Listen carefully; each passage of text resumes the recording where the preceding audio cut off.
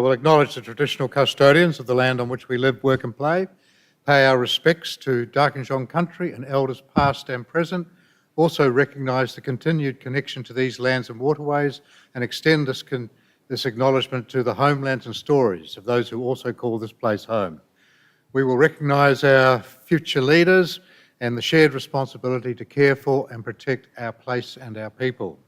So welcome everybody, and particularly the community members and also those that have joined us by the webcast for the public gallery and also the public gallery for the 25th of June 2024 Central Coast Council Public Forum.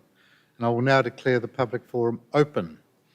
The purpose of the public forum is to hear from community members who have registered to speak on items before the council meeting tonight. And I do ask that the community members be listened to in silence and with respect. And where there are speakers commenting on a document proposed to be exhibited for community submissions, I remind you that you must also make your submissions once the exhibition opens. To the speakers, just to remind them that this forum is being webcast, and this means that your image and what you say will be broadcast live to the community and is also recorded. So please be mindful of what you say and avoid making statements that may defame or offend anyone. Council will not be responsible for your actions. Ask that mobile phones are put off and to remain seated while the forum is underway. So we'll move on, and first of all I will ask if any of the staff have any conflicts of interest to disclose in matters that are being discussed at the forum. I don't believe there are. So we will move from there.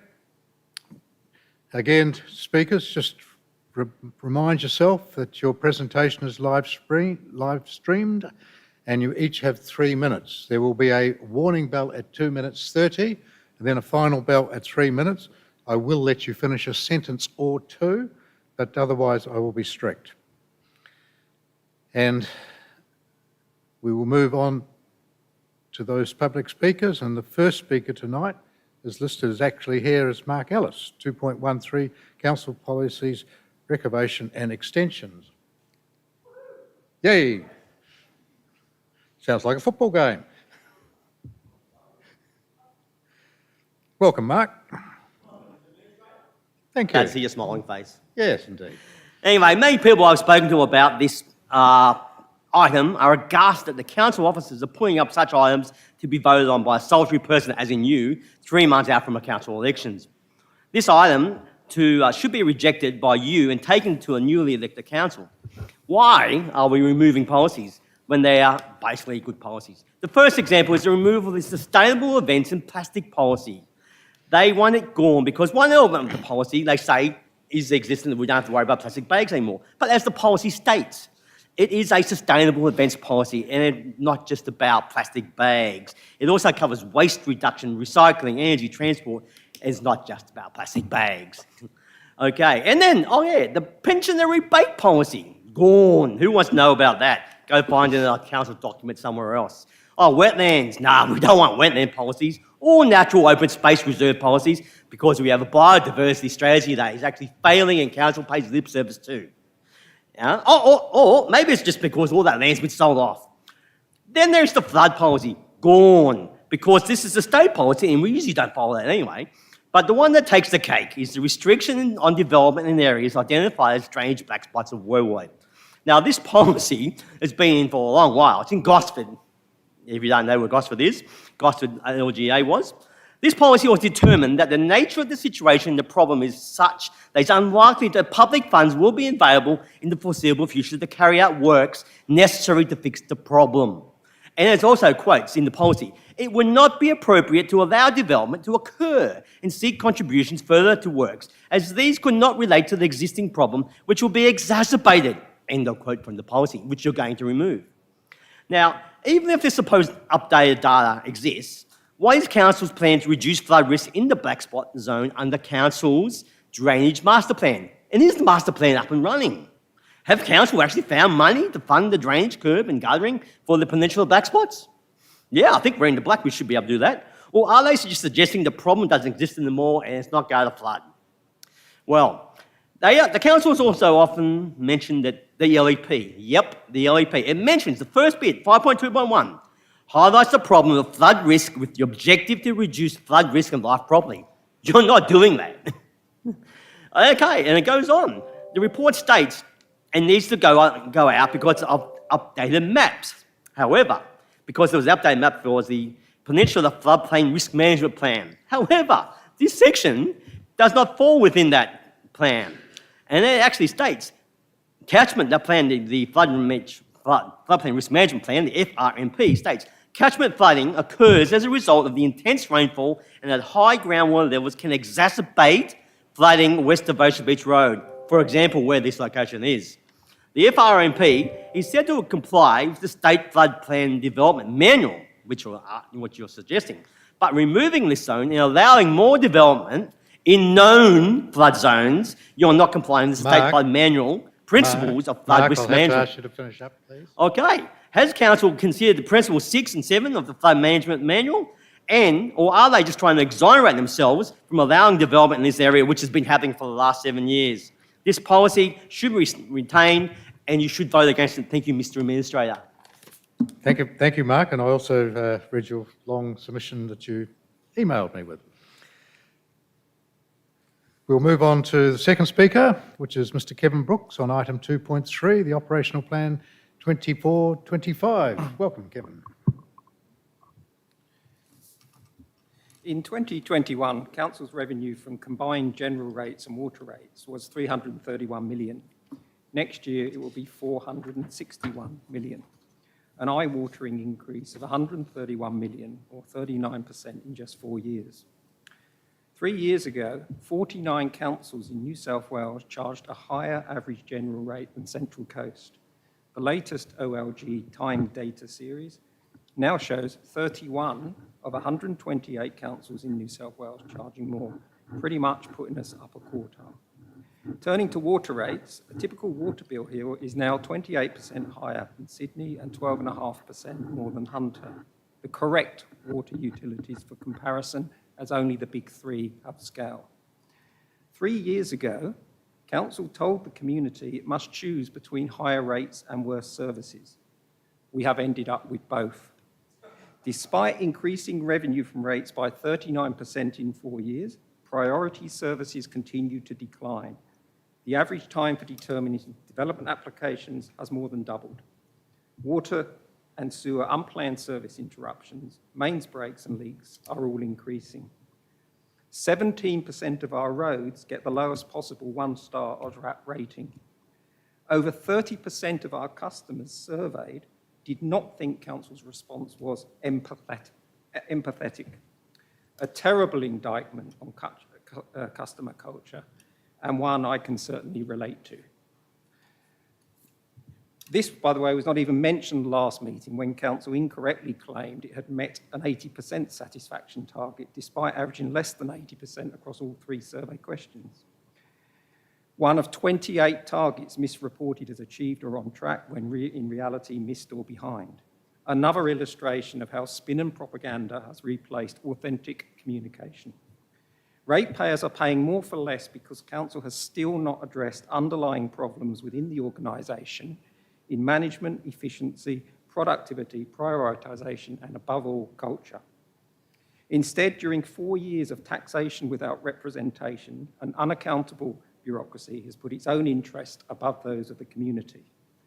For too long, we, the humble and blameless residents of the Central Coast, have been paying the price for poor leadership, mismanagement, and dysfunction in Central Coast, Gosford, and Wyong councils. A fresh approach is needed, but if we want change, it is up to all of us in the community to be the change we want to see. And that is why tonight I am announcing my intention to run as a candidate in the September elections. And I say to the community, if you are tired of paying too much for too little and you want change, then you too can be the change you want to see. Join the campaign. Contact me on ratepayerchoice@gmail.com. Thank you, Kevin.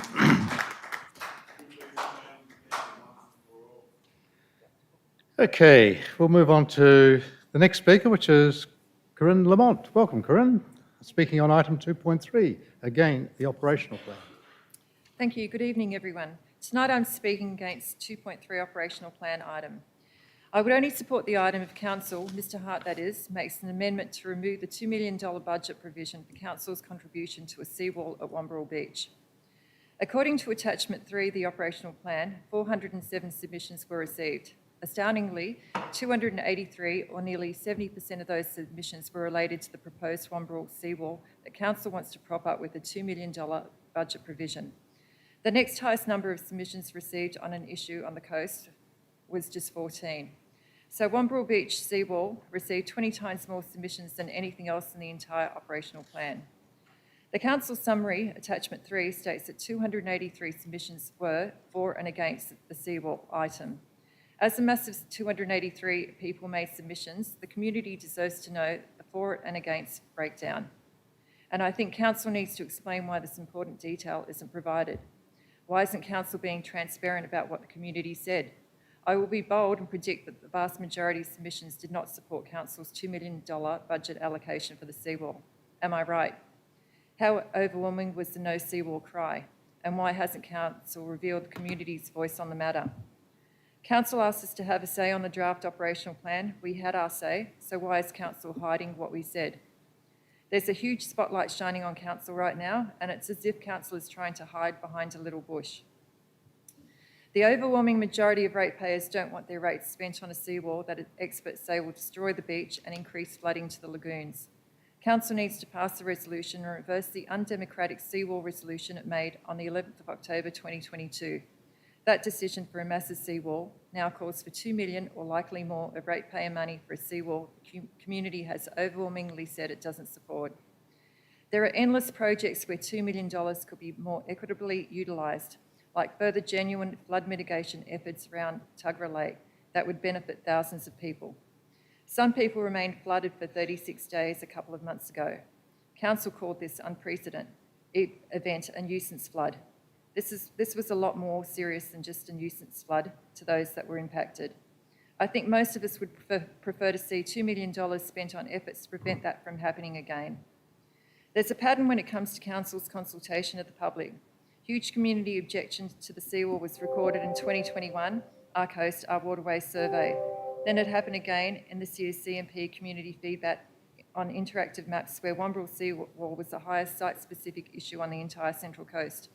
Now the draft operational plan has attracted huge community rejection of the $2 million earmark for a seawall at Wamberal. When will Council stop wasting everyone's time by asking us to have a say when it has no interest in listening and adjusting as a representative body is supposed to? We really want to know. Thank you.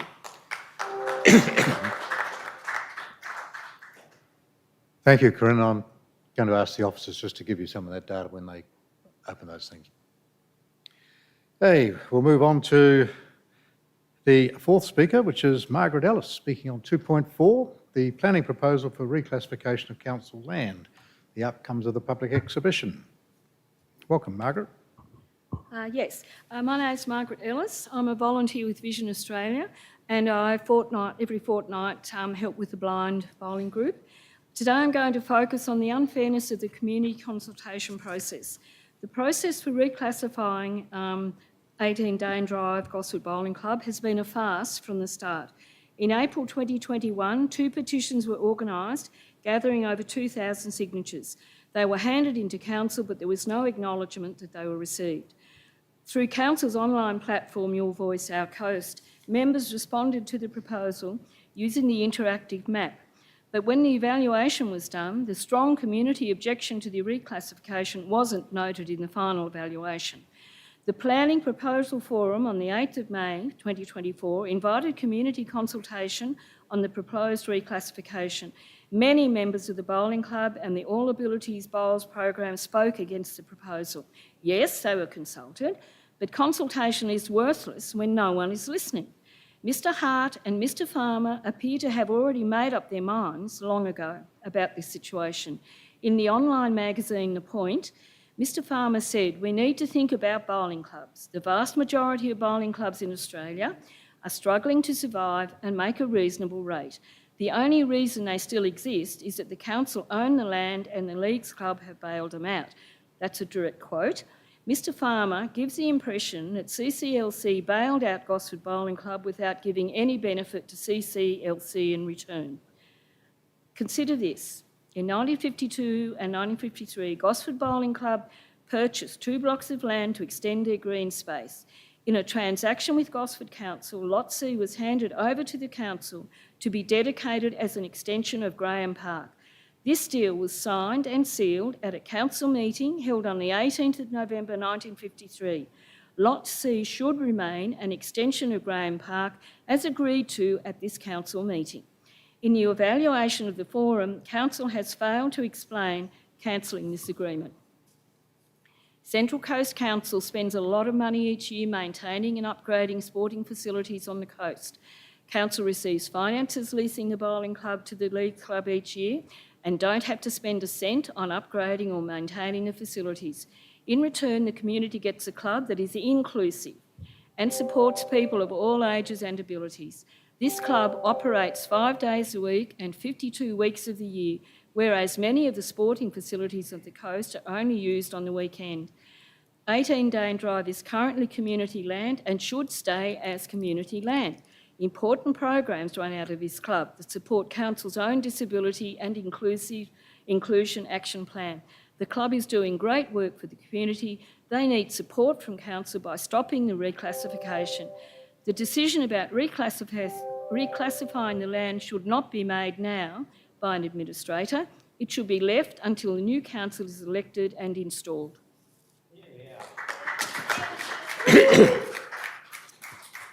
Thank you, Margaret. And our last speaker tonight is Jordan Ashby, speaking on the same subject. Welcome, Jordan.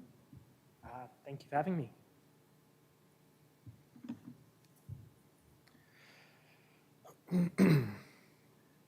Once again, I'd like to thank the members for respectfully giving me an opportunity to speak on behalf of the blindness and low vision community on the Central Coast. I work for Vision Australia, but I have been asked from our community groups to represent them in these hearings. The Gosford City Bowling Club has become a beacon for the disability community in this area. The blind and low vision community in this particular centre welcomes guests from Muswellbrook, Newcastle, Sydney, twice a month, every month for 12 months straight, bringing in blind and low vision bowlers to give these greens the opportunity to be used in line with the Central Coast Council's Disability Action Plan that was established to benefit the marginalised communities on the Central Coast. These people can be isolated. They can be needing these personal relationships in order to maintain friendships, maintain physical fitness. And I think on the Central Coast, that is something that this council should be utilising as a beacon for other councils. It should be something that the council or other councils should be envious of. This is the biggest blind bowling club in Australia. It has the largest community of blind bowlers.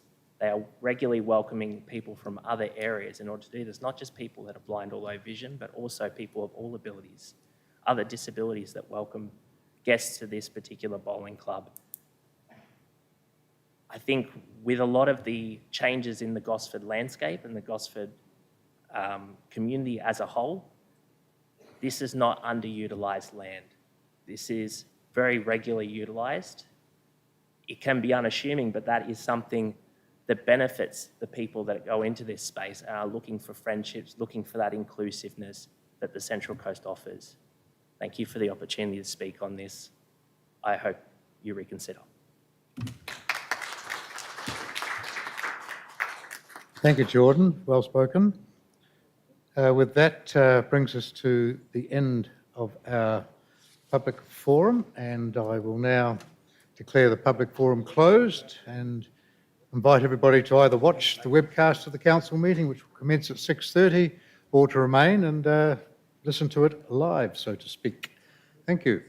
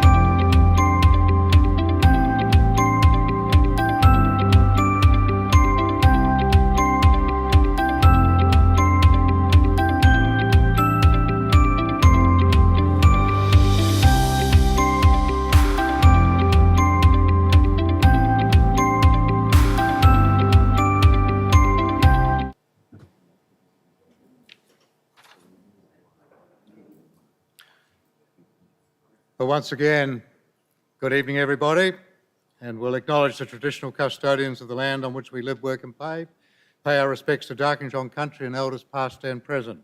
Also, we will recognise the continued connection to these lands and waterways and extend this acknowledgement to the homelands and stories of those who call this place home. We recognise our future leaders and the shared responsibility to care for and protect our place and people. I will now declare the meeting open. Just again a reminder, the meeting is being webcast. Should avoid making any statements that might defame or offend, and also to note that filming and photography are not permitted in the chamber. So we'll now have my typical normal welcoming speech, if you like. So it's a very warm welcome to everyone in the gallery and those watching alone at home or along at home tonight. Now, I do have to remind people, particularly Mr. Brooks, the purpose of the public forum is to allow council to hear oral submissions from community members that may influence or be of relevance to decisions to be made at the subsequent council meeting. For that reason, the public forum is open only to members of the public wishing to speak for or against agenda items on that evening's meeting. The public forum is not a venue for political campaigning, and the use of council's resources for the same is both a breach of the public forum policy, the good faith of the staff in attendance, and the spirit of the forum. I have to say, Mr. Brooks, not a great start to your aspirations. So we will move on and we'll talk about the local government awards, which happened at Central Coast Council. I was very proud to be recognised at the 2024 New South Wales Local Government Professionals Australia Awards. I'm pleased to share the Central Coast Council's project, The Rough Story, 3 initiatives to prevent homelessness, was honoured. The project was developed by Council in partnership with the Central Coast Homelessness Interagency to bring awareness to and to address homelessness on the Central Coast. The Safer Cities Her Way project, aimed at improving the perception of safety for women, girls and gender diverse people in public spaces around transport precincts, received a highly commended award. The recognition of these important community projects underscores our commitment to creating a safer, more inclusive community. The King's Birthday Honours List 2024. The Governor-General of the Commonwealth of Australia's 2024 King's Birthday Honours List recognises and celebrates 737 Australians, including awards in the Order of Australia, General and Military Divisions, meritorious awards and recognition for conspicuous service. It gives me great pleasure to congratulate 5 individuals from across the Central Coast on being recipients of this year's King Birthday Honours List. I would like to recognise and congratulate Claire Brown, Kenneth Dixon, Susan Brooks, Kevin Sullivan and the late Brian Morelli OAM for their acts of service and steadfast commitment to our community, which have contributed to the building of a stronger society. Their work on the coast is deeply appreciated and welcomed by Central Coast Council and the community of the Central Coast. The Mardi water treatment plant is the first of the upgrades is underway and it has been a major success. This project, we've just hopefully going to complete shortly, is set to future-proof the water supply for the Central Coast and is the largest and most ambitious water infrastructure project the region has seen this decade, at a cost of around $82.5 million, with a contribution of $6.85 million from the Restart New South Wales Safe and Secure Water Fund. Now that water treatment plant typically provides around half of all drinking water to the Central Coast, and by future-proofing this asset will ensure we can continue to deliver safe and secure water at a quantity and quality to meet the region's growing demand. That first shutdown was successful, with the team working against unfavourable weather and a tight deadline to get it done. We continue to provide water to our community, utilising Summersby Water Treatment Plant and supply from Hunter Water. We're planning for another shutdown commencing Monday next week, which is expected to run for 5 weeks. And we also would wish to thank everybody in the community who's done their bit at home to help us get through this first important milestone. The third candidate information session was held on Saturday, the 22nd of June, and was run for prospective candidates at the Central Coast Council. To boost diversity and increased representation of women on council, the Central Coast Council invited the Australian Local Government Women's Association to run their extremely successful Getting Women Elected forum for female candidates across the Central Coast. Approximately 20 people attended the public event in Erina, and I'd like to thank everyone who made the time to come along. I certainly encourage anyone who is interested in becoming a councillor or any groups to make use of the extensive materials on the New South Wales Electoral Commission websites, and also any candidates or groups who are welcome to reach out to me and come and have a yarn about what it's really like, I guess, to be involved with council at the political level. Council will be running a fourth and final candidate information session on Tuesday the 16th of July from 6 p.m, and please visit the council website to register. We held the Harvest Festival.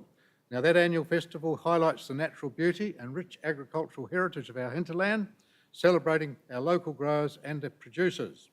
This year, the festival attracted an estimated 51,000 attendees and injected approximately $6 million into our local economy. Importantly, the participating hubs, which include Dooralong, Jillaby, Yarramalong, Wyong Creek, Kilnara, Mangrove Mountain, Peats Ridge, Somersby and Spencer, received very positive feedback from both local attendees and visitors from Sydney and other areas. And that brings me to a close for tonight's meeting. Now, we'll move on to item 1.1, which is disclosures of interest. I certainly don't have, and I don't believe any members of the team here have got an issue, so we will, in actual fact, resolve to adopt the resolution that is shown on the screen. Item 1.2 is confirmation of the minutes of the previous meeting. Now, there needs to be an amendment under section 18.6 of the Code of Meeting Practice. I would like to move to amend an administrative error in one of the reports that was presented to the May meeting concerning the Local Government Remuneration Tribunal and the Mayor and Councillors' fees and superannuation. The 2024 determination set the maximum fee for a major strategic area, which is the category for the Central Coast Council, at $35,620, and the report recommends the adoption of the maximum fee. However, the value of that fee was incorrectly transposed in the report and subsequently resolved at $35,650, a minor difference perhaps of $30 per annum. I am therefore recommending to amend item 2.9 to ensure consistency and alignment with the Tribunal's determination and the intent of the report. That resolution, 152/24, should state, fix the annual fee to be paid to each councillor at $35,620 pursuant to section 248(2) of the Local Government Act 1993. And I will now move to adopt that resolution as shown on the screen, which is the minutes of the ordinary meeting with that amendment.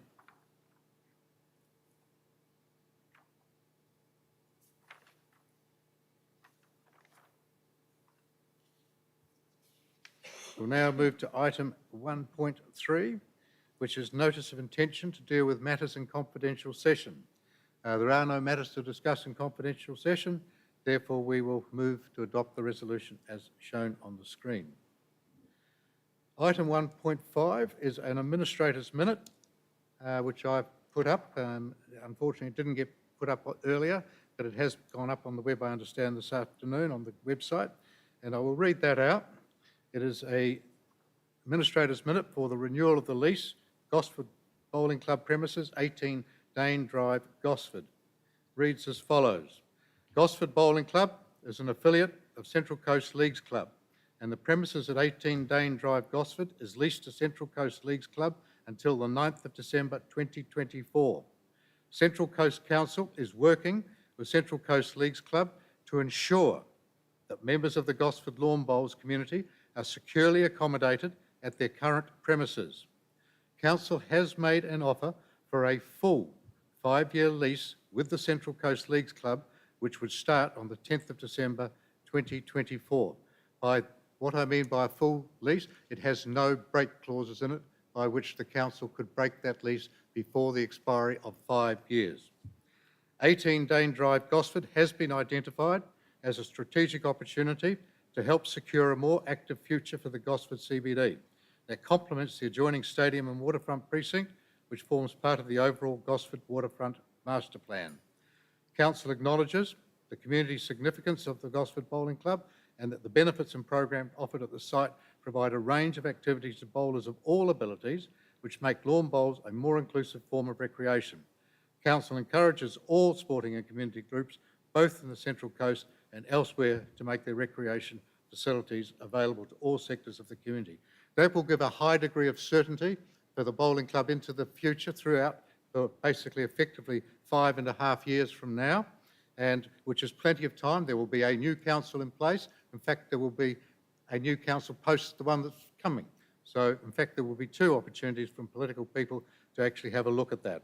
So, with that, I will now formally move that administrator minute to be received and noted.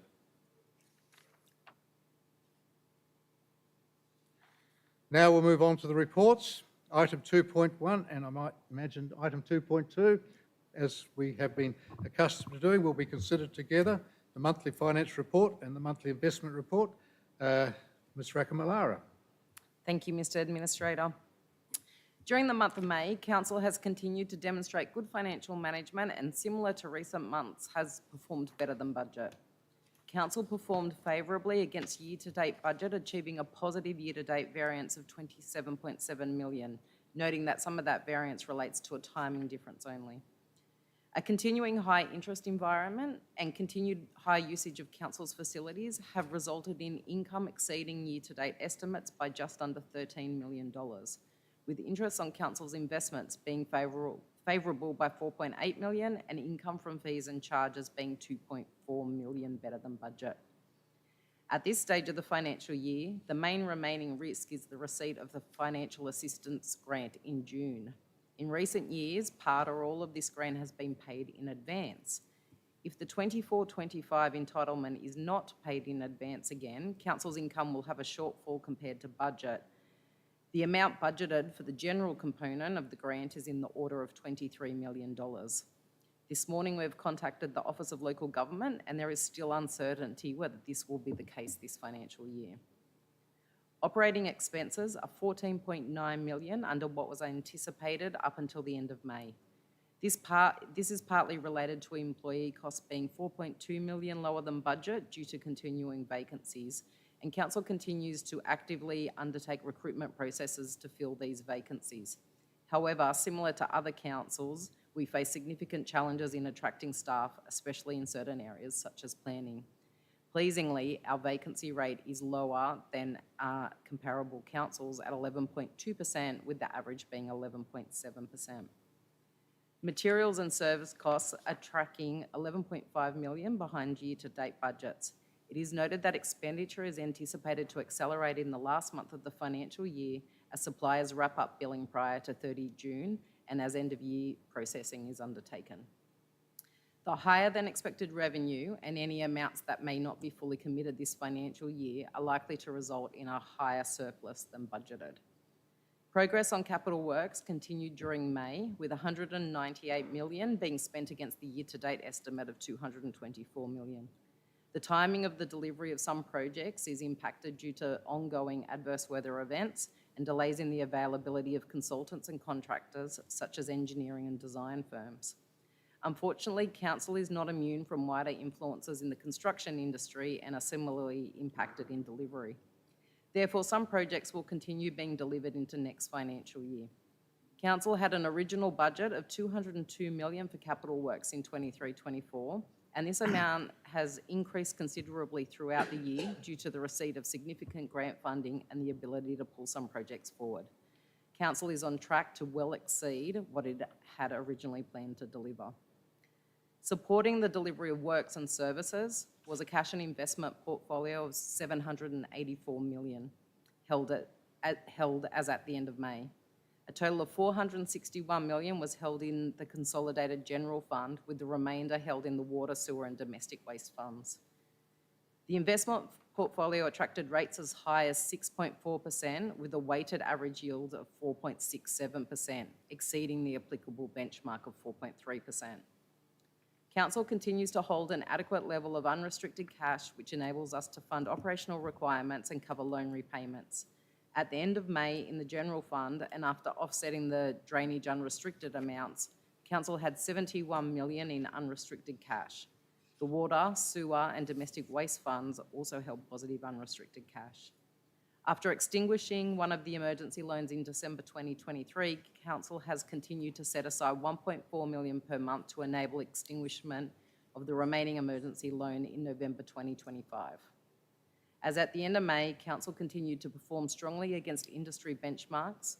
Council performed favourably against all operating performance and liquidity ratios and is tracking well to get close to the asset renewals ratio. The results indicate that Council continues to operate prudently to maintain financial sustainability and deliver a surplus. Thank you. Thank you for that. There's very little else to add other than the council continues to perform well. I think the lengthy explanations is important because the discipline is to make sure, given the past history of this council, that the finances at least are in good shape and will continue to be into good shape. Hence the two main metrics, the bottom line and the unrestricted cash position are in good shape, and that's those, as I've mentioned many times, they are the key indicators for you to keep a close eye on how the council's performing. So with that, I'm happy to move the recommendations for both item 2.1 and 2.2 and make those as a decision of council. We will now move on to the Operational Plan 2024-25, the rates and annual charges, submissions and adoption. And I'm going to ask the Chief Executive, Mr. Farmer, to actually lead off on this. Thank you, Mr. Administrator. This is the final operational plan and budget on this term of council, and it will form the platform for the newly elected council to work within its first few months of operation. It's also the launching point for the newly elected council to begin to revise our community strategic plan, develop a four-year delivery program, and then have an operational plan ready for exhibition by April next year. Importantly, the plan outlines a range of internal improvements in the form of the plan, including now a four-year capital program and a 10-year long-term financial plan, which are both appended to the document. This longer-term financial and asset planning creates a sound platform to work with the incoming council in developing their program and then delivering it. The new council will also be able to work to improve the form and the legibility of these planning documents as they reimagine these documents for their term.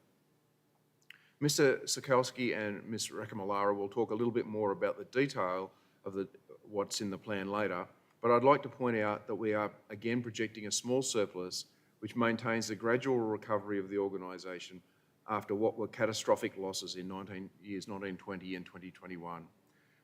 If you combine those two losses with the surpluses we've made, we're still $50 to $60 million in the red over the last 5 years. Additionally, it identifies an injection of funds into the development assessment area to improve processes and to employ additional resources in order to improve development assessment times and customer service. The forecast is to inject $7.6 million across 4 years to address the backlog and bring our times back to acceptable levels. Skilled staff, as Ms. Rakamallara mentioned, skilled staff in this area are in extremely high demand and will require a significant effort to execute this program. However, we have a plan and we'll be working to it and we'll be reporting back on our performance in that space. I'll hand over to Mr. Sikowski. Thank you, Mr. Farmer.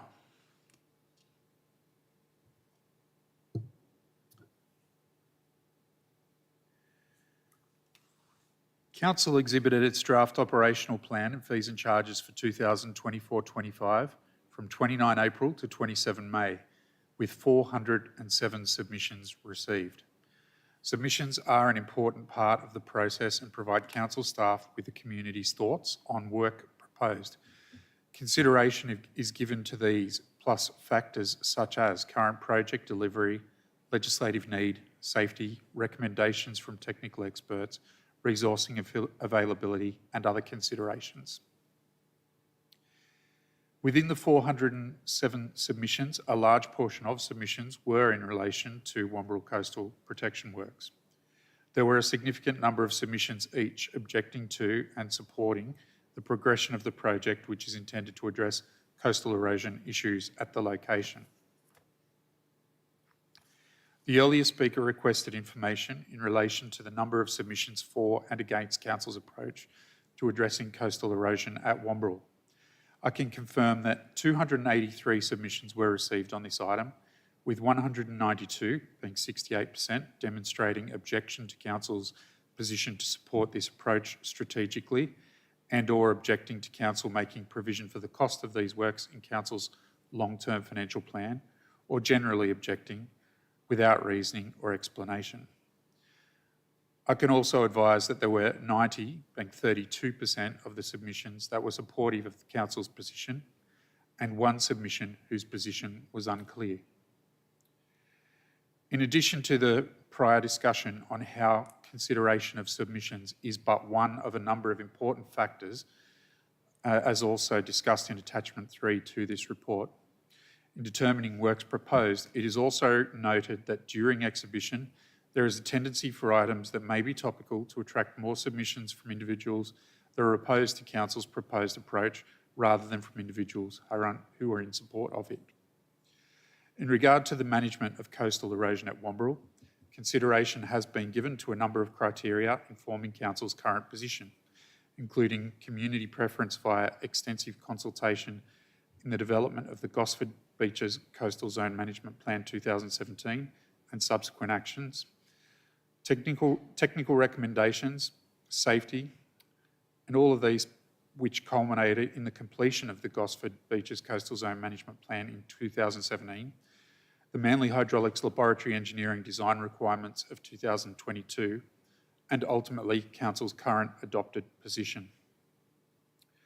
That the majority of submissions on the operational plan were in relation to this matter indicates that the future approach to the management of coastal erosion at Wamberal Beach is indeed of significant interest to our community, and that there are varying considerations by our community on how coastal erosion at Wamberal should be managed. We accept and understand these differing viewpoints, but have adopted the current approach based on consideration of significant investigation and information that has been gathered over a long time period. Coastal erosion at Wamberal and other locations within and outside the Central Coast remains a challenging issue to address, and one that we understand will continue to attract differing points of view.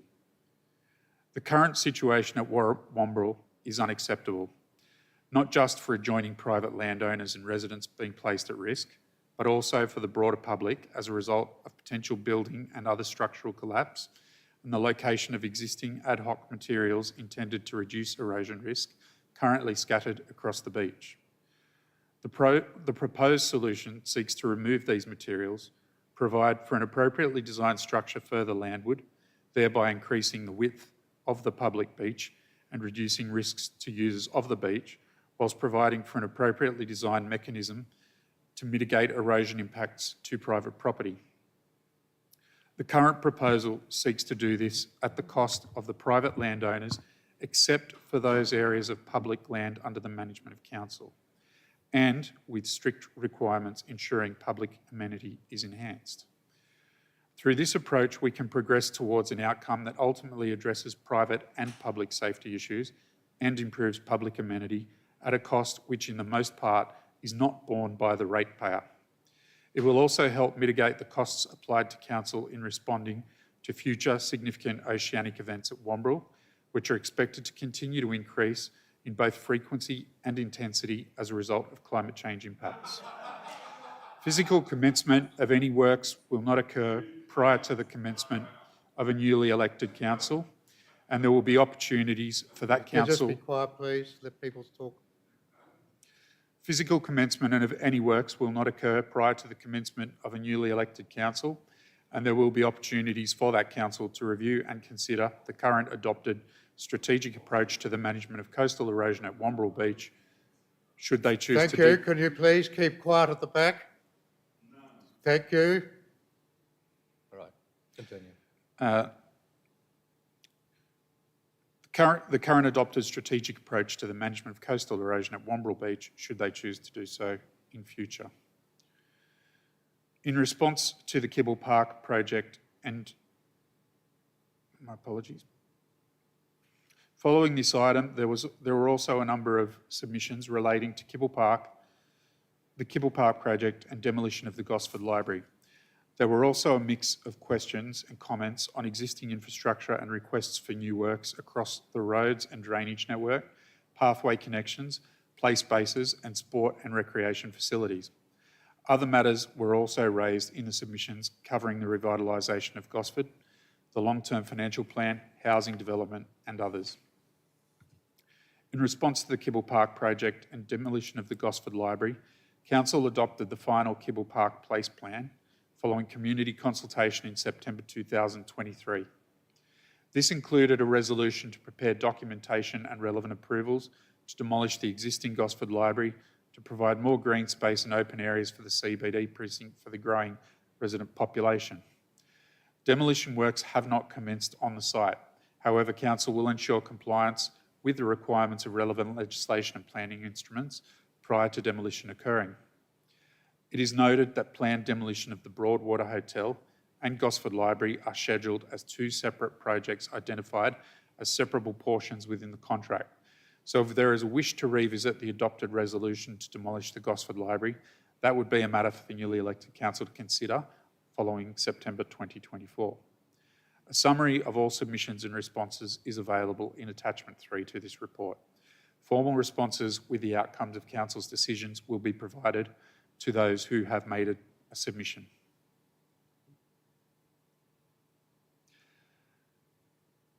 There have been a number of changes to the operational plan following exhibition that has been proposed. These include project budgets based on updated information, adjustment to resource allocations such as improvements to the Development Assessment Service, which is designed to improve development assessment timeframes and responsiveness, and inclusion of new projects and actions.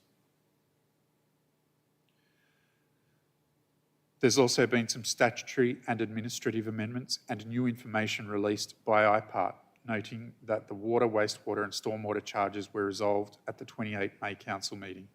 Details of changes and the reason is provided in attachments 4, 5, 6 and 7 to the report. The operational plan contained in attachment 1 takes into account submissions and changed circumstances or new information to ensure accuracy. Any changes required to plan projects and expenditure for the 2024-25 financial year will be included in the relevant quarterly reviews throughout the financial year or be subject to a specific council report if required. I will now pass to the Director of Corporate Services. Thank you. As briefly mentioned earlier by the CEO, there's a slide up on the screen at the moment that highlights the operating result over a number of years. I'll talk to it briefly. The 24-25 budget continues a significant turnaround in Council's financial position since 2021. Over the 3 years between 2018-19 and 2020-21, Council had combined losses in the order of $165 million.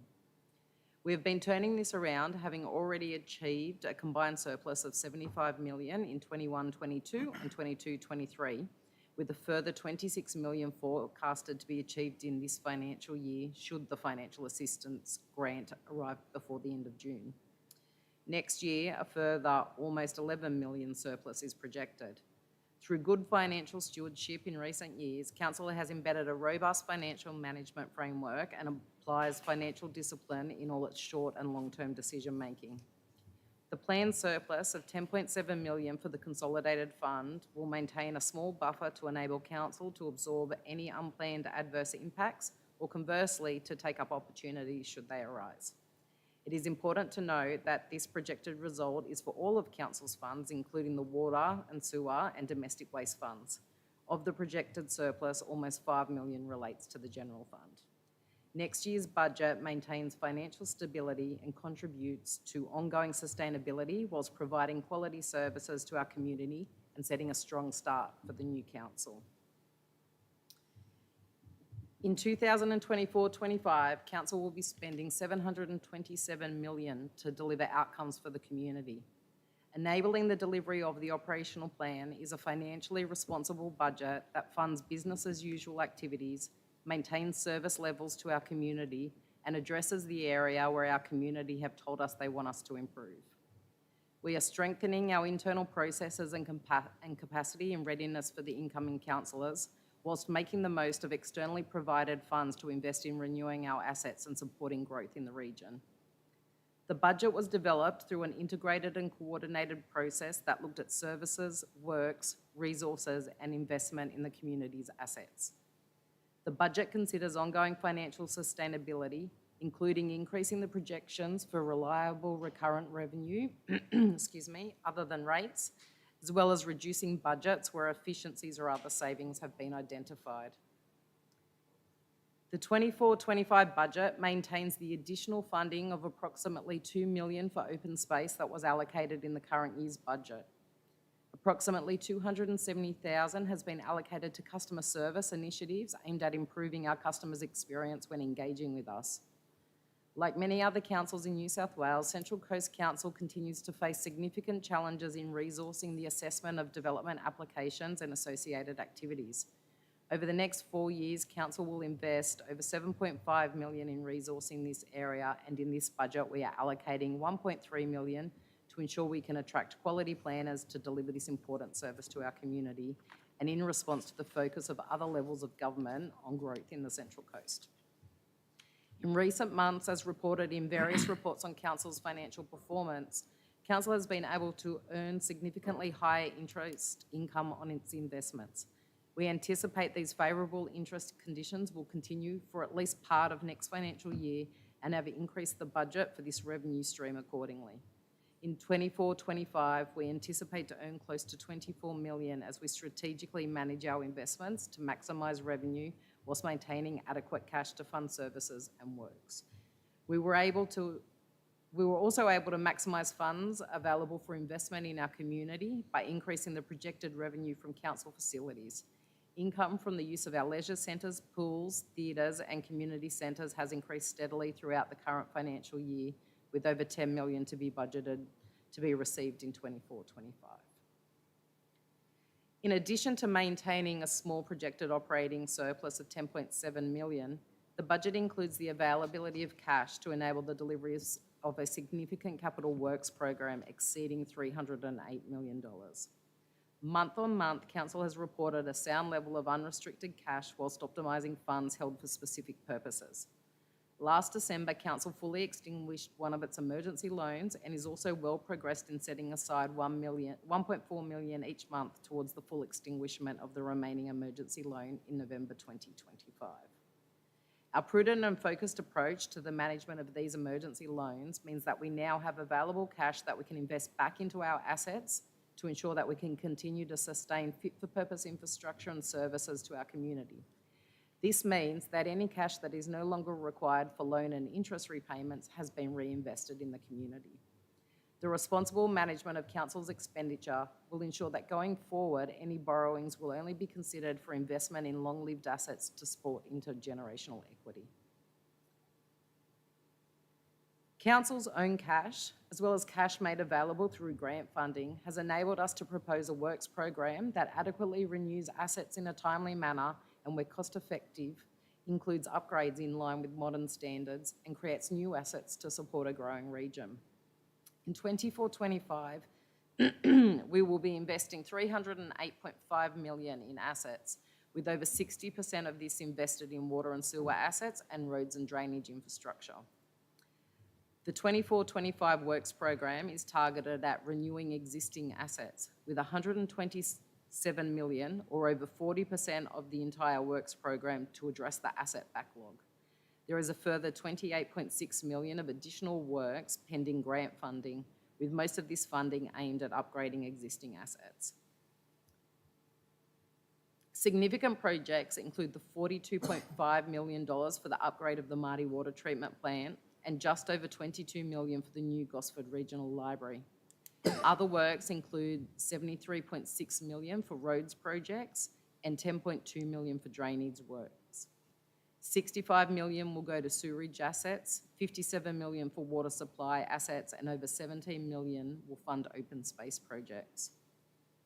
Council has also secured grant funding of $85.7 million for a number of projects, including $51.5 million for roads upgrades and renewals, pathways, bridges, and embankment and slope stabilisation works, $20.2 million for water and sewer infrastructure for the Gosford CBD, Warnervale Town Centre and Muddy Water Treatment Plant, $7 million for renewal and upgrade of sports ground amenity buildings and funding for Gosford Regional Library and Innovation Hub, and $7 million for open space assets and other structures, including play space renewals, sporting facility development, boat ramp and foreshore upgrades, and access stairs renewal at Jenny Dixon Beach and Soldiers Beach.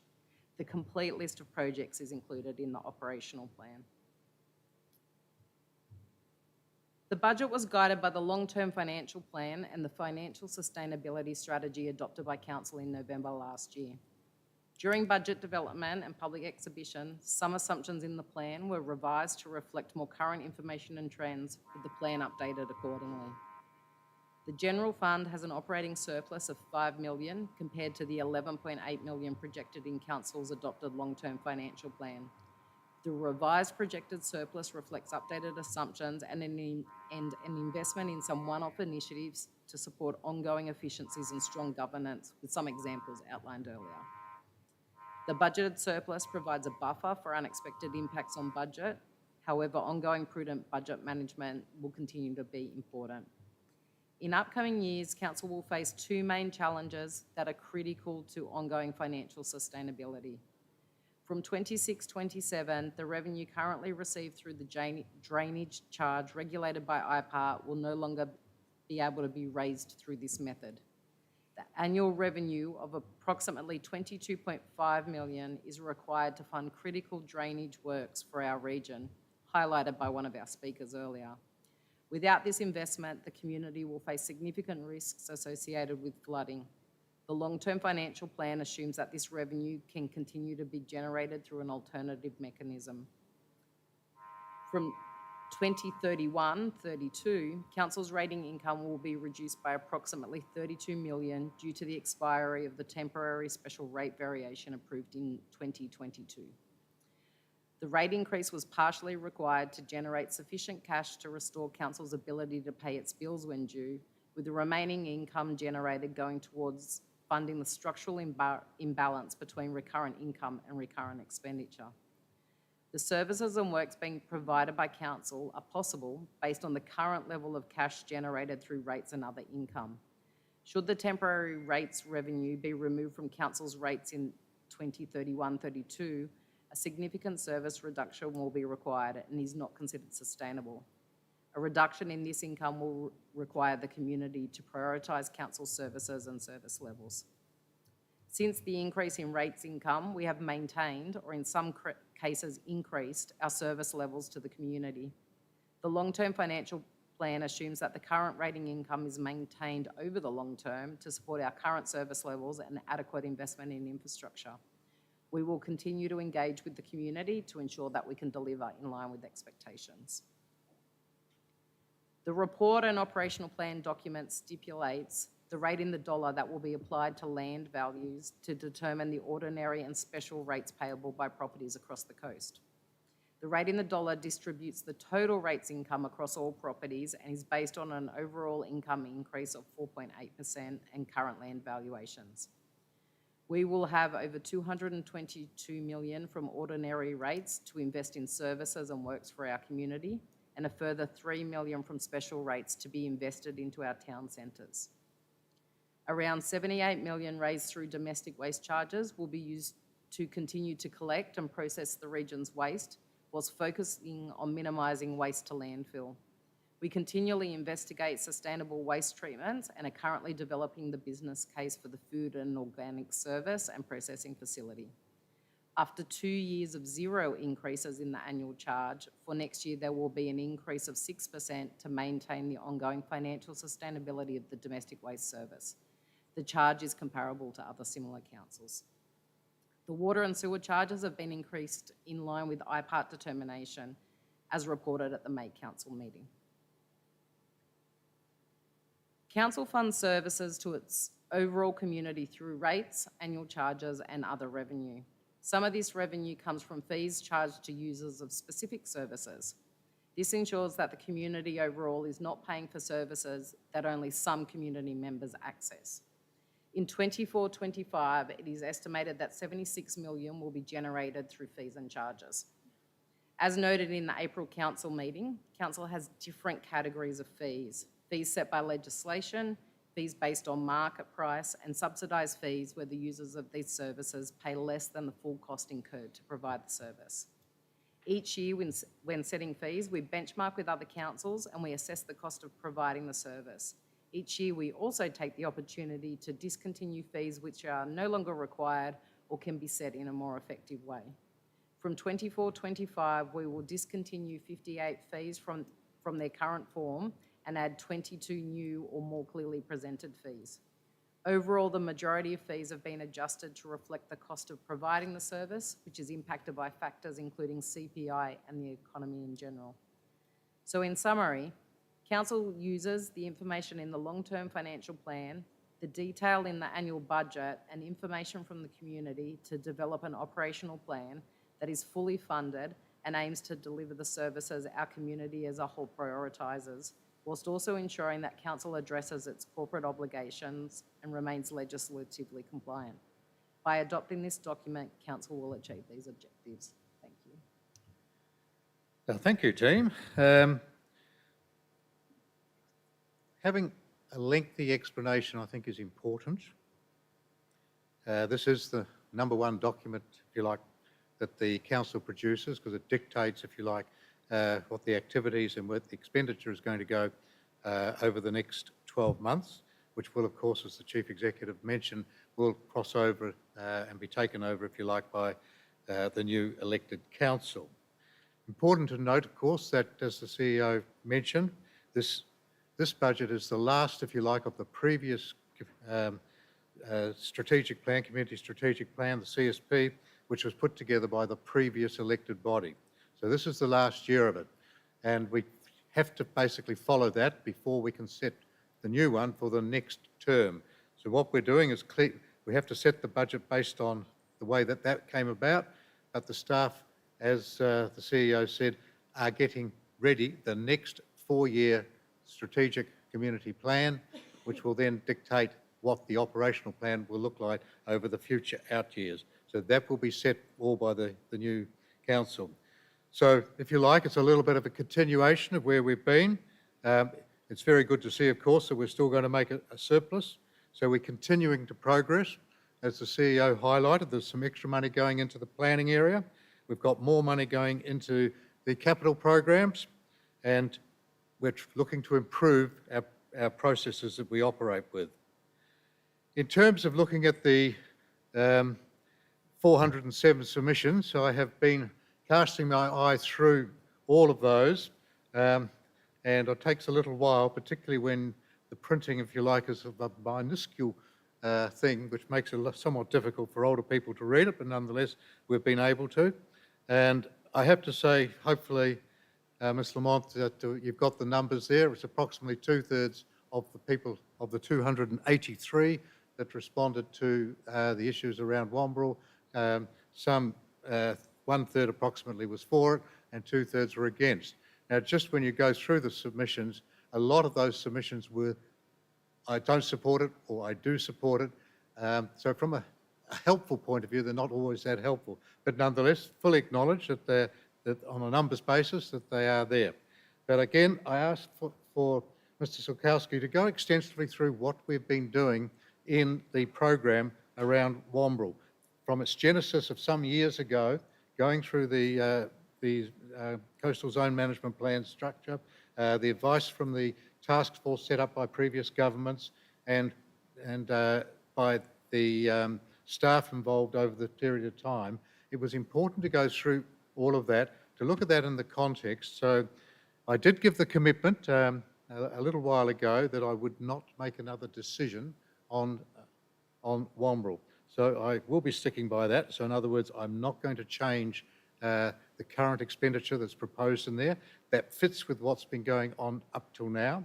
But again, as Mr. Sulkowski pointed out, there will be an opportunity with a new elected body to actually review how that might go ahead. So I aim to continue with that. I've looked at the responses on that, particularly also on the library. On the library, I think there was some 14, I think it was at 18, I can't remember which, but there was some number of submissions there. The majority of those wanting to retain the library. The reason why I'm happy for it to still continue on is for a number of reasons, but just to summarise, the key reasons that I look at there are, one, we do need green space in the middle of Gosford when at the moment, and there will be more, but at the moment there's some 18,000 apartments due to come in to the centre of Gosford. That does require green space, and we're particularly short of it. So I have a mindset to make sure that we retain and create as much green space as we can there. The other things that I feel is important, we are replacing the existing library with a 4,000 square metre library versus the current 900 square metres, which means it's over 4 times the size. So that does allow for a range of other activities to take place there and or expansion should the population grow at the sort of rates that are currently being envisaged. The other key thing is that with the safety audits that were done as part of the consultation with Kibble Park, they were very clear in pointing out that there's very high degree of concern with people, particularly at night, as to the safety in the area, and also even, I think it was something like 47% during the day still felt unsafe in Kibble Park. Now, the general rule about making public spaces safe is to have good lighting and good safety, good vision. So that's one of the things the current library does do. It blocks the vision into that area and creates, if you like, a dead space behind it where clandestine type activity can take place. So with those things, I am keen to see it proceed. Once again, there is going to be an opportunity for a new elected body because it will not be demolished at the very earliest, the existing library, until at least mid next year. So there's plenty of time for an elected body to actually do something different if they so wish. But from my point of view, the council decision I'm making is to continue on the process. I think Mr. Sulkowski also mentioned that the contract is joint and several, which simply means that we're going to get a better price by putting the two knockdowns, the Man Street knockdown area and the library lockdown. We get a better price together, but if it has to go to one, it's a different price. So it can be separated. It'll cost us a little more just to do one, but there's no sort of penalty, if you like, for dropping one of them out. So the other things that I would like to mention this time, I did mention last year that I was keen for the staff, and I noticed they have put in on page 51 the engagement plan. So that tells the community what is going to be, what subjects or projects we're going to be engaging with the community on over the next 12 months. It's broken up by each quarter, so you can quite clearly see in this quarter or that quarter exactly what projects we're going to be consulting on. So I'm pleased to see that's in the current operational plan. And the final thing that I have asked for is to make sure that the long-term financial plan firstly goes out with the operational plan for consultation, so one can see the proposed budget or operational plan with the impact of that on the long-term financial plan at the time. It will then get changed. If there's changes to the operational plan when it comes back like now, then that long-term financial plan will need a slight modification. So what I've done is I've asked the staff to produce that so it goes out for consultation at the time, the long-term financial plan, and also to bring the current long-term financial plan, which is scenario 3, as described, that does assume that the rate increase we got of 13% way back 3 or 2 years ago, whenever it was, will continue on past the original 10 years that was asked for. So it does assume that, and that's clear, but I want that plan brought in so it sits with the other financials in the overall plan as it currently stands. So I'm now going to move the recommendations, and I will move firstly the staff recommendations 1 to 5, and I propose and adopt the insertion of an additional recommendation as the new Resolution 6 as follows. 6. Note that statutory fees as listed in the 2024-25 operational plan are subject to change based on notification from other statutory bodies, and these will be updated upon notification and not be subject to further public exhibition. I'm then going to move the staff recommendations 6 to 9, noting the renumbering to numbers 7 to 10. And I will also move a new recommendation at the newly numbered recommendation 11 as follows. For number 11, amend the 2024-25 operational plan document prior to publication to include an overview of scenario 3 as detailed in the long-term financial plan document at attachment 7, focusing on its relevance to the 2025 budget, which is what I was discussing just previously. So with that, the operational plan is put to bed for another year.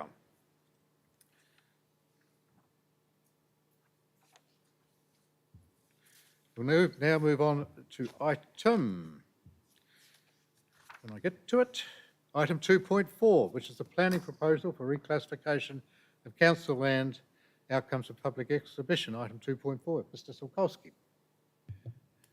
Thank you, Mr. Administrator.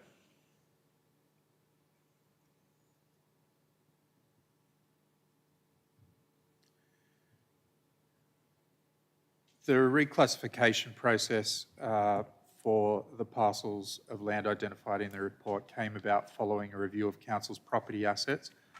Multiple sites were identified as either being surplus to council's needs that would benefit from long-term leasing opportunities or are required for the purpose of a road reserve. Council resolved to proceed with the reclassification at its meeting of 23 August 2023. A gateway determination from the Department of Planning, Housing and Infrastructure was issued to Council on 15 November 2023 with conditions. The draft planning proposal was publicly exhibited from 20 February to 18 March 2024. Agency consultation was also undertaken. 2 public hearings were held in May 2024, which were chaired by an independent facilitator. The objective of the planning proposal is to facilitate the reclassification of council-owned land from community land to operational land and extinguish trusts and encumbrances where required. The outcome will be achieved by an amendment to the State Environmental Planning Policy Precincts Regional 2021 for the Gosford sites and the Central Coast Local Environment Plan 2022 as follows. Amend Schedule 4, Part 2 of Central Coast LEP 2022 with interest change. Amend Schedule 8, Part 2 of the SEP Precincts Regional 2021 with interest change and update include relevant mapping where required. The planning proposal proposes reclassification from community to operational on 10 sites covering 13 different lots. Council is proposing to rezone 3 sites covering 4 lots from RE1 public recreation to RE2 private recreation. During the exhibition, 30 submissions were received. A further 5 submissions were received as late submissions. 30 submissions object to the reclassification, 2 were impartial and 3 were in support. At the public hearing on 8th of May 2024, there were 58 members of the public in attendance and 18 registered speakers. The hearing focused on sites in the south of the Central Coast. At the second public hearing on the 9th of May 2024, there were 12 members of the public in attendance and 1 registered speaker. This hearing focused on sites in the north of the Central Coast. Most submissions related to the reclassification of 18 Dane Drive, Gosford, which is currently used by the Gosford Bowling Club and leased to Central Coast Leagues Club. In response to matters raised against this item by this evening's speakers, Council acknowledges the community significance of the Gosford Bowling Club and the benefits and programs that are offered at the site to provide a range of activities to bowlers of all abilities which make lawn bowls a more inclusive form of recreation. Council encourages all sporting and community clubs, both in the Central Coast and elsewhere, to make their recreational facilities available to all sectors of the community. Community consultation was undertaken in line with the Gateway Determination requirements and the requirements of the Local Government Act. Council is required to exhibit the planning proposal for 28 days and provide an independently facilitated public hearing. The public hearing is to be conducted at least 21 days after the completion of the public exhibition period. The reclassification of 18 Dane Drive, Gosford from community to operational is to support the Gosford Waterfront and Stadium Revitalisation Initiative by providing increased flexibility for potential future users. The proposed revitalisation of Gosford is intended to provide better outcomes for our community. Council has offered a new 5-year lease to the League's club management, as noted in the Administrator's Minute, that will permit the club to continue in the medium term uninterrupted and to invest in any facility upgrades the club identifies. There are no other immediate commitments for the bowling club site beyond its current use. However, Council does want to ensure, in planning for the future of Gosford for the betterment of our community, that we can consider all available options to yield positive community outcomes. The League's club lease is due to expire and the club requires a new lease in order to provide certainty for the short term. With the land classified community, Section 47A of the Local Government Act applies, which would require Council to publicly notify and exhibit the proposal. The most direct pathway to extension of the current lease for continued use as a bowling club at this time is to classify the land as operational.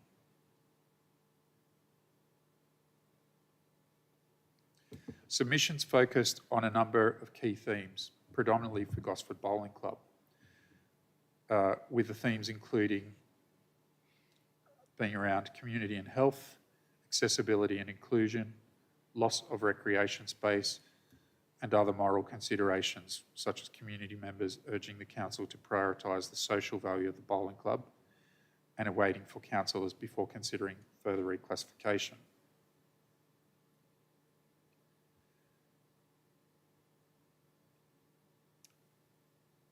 Submissions on other sites included support for the rebuilding of the Greens Bowling Club at the entrance, a request to retain community land at Nora Head, and requested amendments to be addressed at Parawina Road, Gwandolin, amongst other matters at other locations. The following post-exhibition amendments are proposed: to change the reclassification area of 50W Parawina Road, Gwandolin, to only include the area zoned E1 Local Centre. That is the area in red in Figure 1 is now what is proposed. Extending the SP2 area at Part 6W Camira Road, Lake Mamora, to align with the reclassification area. This is a boundary adjustment only. Rezoning from RE1 Public Recreation to RE2 Private Recreation the following sites as required by the Department of Planning, Housing and Infrastructure: 48W Wallara Road, Gorican, 191 Wallara Road, Canwell, Part 2 to 4 Park Road, The Entrance. And to change the schedule of 13 Uralla Road, Toukley to Schedule 4 Part 2 of the Central Coast Local Environmental Plan 2022 with interests changed. Council is currently at the final stages of the planning proposal process. Following Council consideration, the planning proposal will be shared with the Department of Planning, Housing and Infrastructure for finalisation and LEP plan making. Council staff are now recommending that Council endorse the amended post-exhibition planning proposal and request the Minister proceed with the next steps for drafting and making of the amendment to the LEP and the SEP Precincts Regional 2021 as outlined in the report. Thank you. Thank you, Mr. Sokolski. Look, I've already covered off, I believe, the Gosford Bowling Club, but I guess trying to keep it pretty simple. When you look at the rest of the proposed reclassifications, they all involve basically taking land that's either landlocked, where there's currently buildings or burnt down buildings in one case, sitting on them. And I'll quickly just go through some of them just very briefly, but just to mention the last one there, Wallara Road, that's the Wallara Bay Recreation Club. Now, that's in front of them. There's a landlocked bit. No, we can't get to it without going through that private property. So it makes sense for them to be able to utilise that land. And again, the benefit for that is for the community. If we look at the second bit at Canwell Community, which is licensed by the Wyong Leagues Club, that is again to rationalise a piece of land that's alongside them. And again, the use of that will go back to the community down the track. The Nora Head one, that was a deal that I did with the community there where we would build a new facility and we would sell the existing site. So that will go to the market and be sold as agreed with the community there. The Greens Bowling Club, that enables that either via a sale or a lease allows building to recommence there. There's a couple of buildings there, affordable housing sites, which can be used for affordable housing and will be used for affordable housing. So they will be reclassed. And then there's a little strip of land in front of the admin building in Gosford. That needs to be reclassified to complete that whole picture there. So that will support the sale of that land and the building. Then there's a couple of issues about road reserves where we have to go to operation in order to be able to dedicate to road reserve. And then the final one is actually the Doilo, taking a little bit of land around the Summerlin Points area in order to, again, be able for them to be able to invest there. They need to have either ownership or long-term lease, which is only possible when you have operational land. So with that, I'm quite comfortable with moving that on and endorsing the recommendations that put forward to Council as shown on the screen. We'll move to item 2.5, which is debt recovery 23-24. I think Ms. Rakamallara is going to talk to that. Thank you, Mr. Administrator.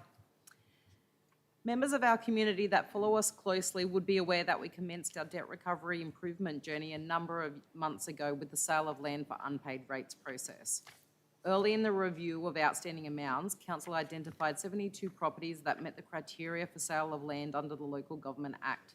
After initial steps, 42 properties were left requiring further intervention. Council actively worked with the impacted ratepayers to settle the outstanding amounts prior to the sale of land. This process culminated in only 18 properties progressing to be sold via auction, with just under 80% of the amount outstanding at the start of the process being recovered. In parallel with the sale of land process, we also looked at overdue amounts for services other than rates and charges. The aim was to identify amounts that are not recoverable or uneconomical to pursue any further and to write these debts off accordingly. The annual review and debt write-off process had not been undertaken by Council since at least 2016. This has meant that the debts that we cannot recover due to various reasons have been sitting on our books, overstating amounts that we will be able to receive. Unfortunately, this means that for this financial year, the amount that needs to be written off is quite significant, as it reflects unrecoverable amounts accumulated over many years. We have now implemented a good and consistent debt recovery process. This will ensure that amounts are pursued in a timely manner to ensure that any write-offs each year are minimal. Details of the types and amounts of debts to be written off are included in the report. We know that in the vast majority of cases, our community attends to amounts payable to Council promptly, and those that may be experiencing genuine financial hardship can reach out to us for assistance. It is noted that vulnerable members of our community, including pensioners, can also access mandatory pensioner rebates as detailed in the Operational Plan Statement of Revenue. By approving the debt write-offs as recommended in the report, Council will be performing its duty in ensuring it manages amounts receivable in a timely, fair and consistent manner, as well as supporting accurate financial reporting. Thank you. Right. Well, it sounds like quite a lot of money, and I guess it is. But when you consider that it's effectively over 6 years, it's possibly not quite so much. There will always be bad debts, and our businesses go through, and of course there's no means of recovering it. But I think the outcome from the sale of property for the rates was a good effort, with only 71,000 outstanding at the end of the day. So I think that was a good outcome, and the balance is described in there, the ones that are over $5,000, totaling $444, and then the CEO, with the under delegation, has actually taken out quite a few other things. So in total, it's around about $1 million. Again, that's cleaned it up, and hopefully, I think from now onwards, you're going to be looking at it each year so that we keep on top of the bad debts. All right, with that, I'm happy to move the recommendations as approved on the screen for the item 2.5. We'll move on to item 2.6, which is Water and Sewer 2026-2031, the IPART pricing submission approach. And I think Mr. Loader is going to say a couple of words on this one. Thank you, Mr. Administrator.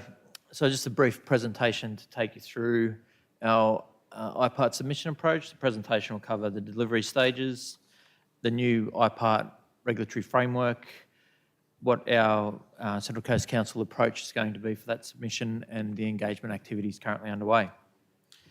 So this process is a fairly lengthy process. Preparing a submission takes approximately 2 years, so we have commenced work in this space.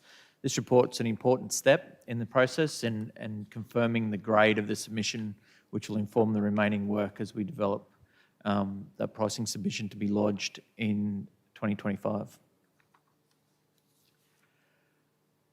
So this timeline shows you a number of steps that are required along the way. It also shows you where we're at. So we've developed and established our delivery control group internally within Council. We've begun the review of our expenditure, revenue and service level performance to date.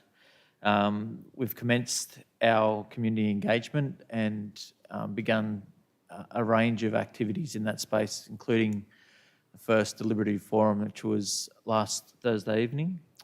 You can see this timeline as it steps through, and I won't go through each of the steps, but it culminates for us internally with us submitting lodging our submission with IPART in September 2025.